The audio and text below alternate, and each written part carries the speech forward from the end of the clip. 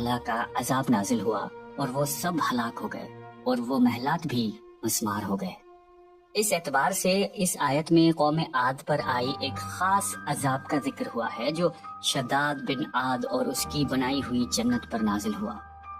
ایک اور روایت کے مطابق عاد کے بیٹے شداد نے جب جنت کے نام اور خصوصیات سے متعلق سنا تو اس نے زمین پر ایسی ہی جنت بنانے کا ارادہ کیا اور عدن کے کسی صحرا میں تعمیرات کا کام شروع کر دیا اور مسلسل 300 برس کی شب و روز کی محنت کے بعد دنیا میں ایک خوبصورت جنت بنا دی جس میں شاندار محلات بھی تھے اور نہریں اور آبشار بھی۔ شداد کی عمر 900 سال ہو چکی تھی۔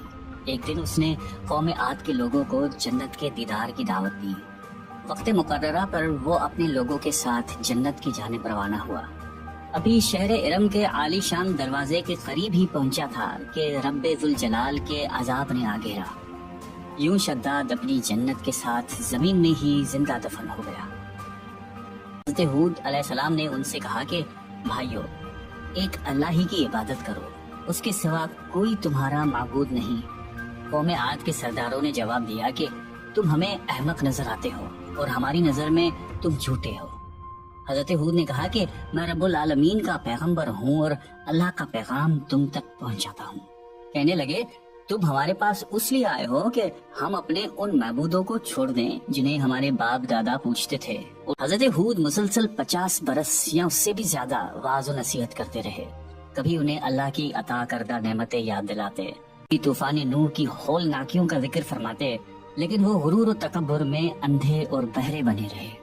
انہیں اپنی طاقت پر بڑا گھمنڈ تھا۔